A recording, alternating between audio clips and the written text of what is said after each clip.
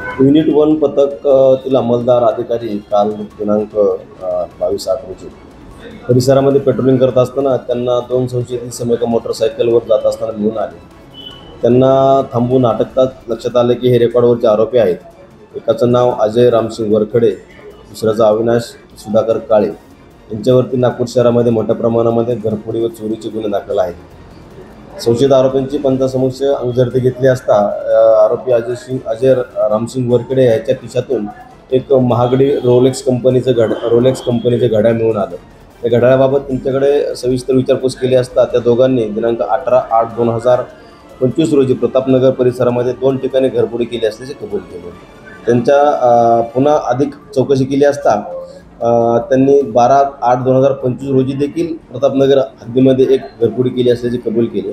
अशा पद्धतीने त्यांनी 3 घरफोड्यांचे कबुली दिल्यानंतर या गुन्ह्यामध्ये त्यांनी चोरीला गेलेला माल जो ज्या ठिकाणी ठेवलेला आहे त्याच्या अनुषंगाने आम्ही त्यांच्या घराची घरझडती घेतली असता आरोपी अविनाश सुधाकर काळे याच्या राहत्या घरातून 13 ग्रॅमचे एक सोन्याचे लगड, त्याचबरोबर 15 ग्रॅम वजनाचे वेगवेगळे सोन्याचे दागिने तसेच काही नगदी रक्कम असे मुद्देमाल मिळून आला. सदरचा मुद्देमाल हा 3 गुन्ह्यामध्ये चोरी केली असल्याची खात्री पटली.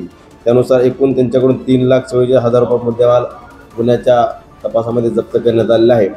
अशा पद्धतीने गुन्हे शाखा युनिट 1ने 3 गुन्हे उघडकीस आणलेले असून या कामगिरीकरता गुन्हे शाखेला पोलीस आयुक्त Shri Singal sir, joint CP Shri Reddy sir, additional CP crime Shri Pardeshi sir, DCP crime Shri Makanikar sir व ACP crime Shri Patil sir यांचं बहुमूल्य मार्गदर्शन लाभले असून त्यांच्या मार्गदर्शनाखाली ही कामगिरी करण्यात आलेली आहे.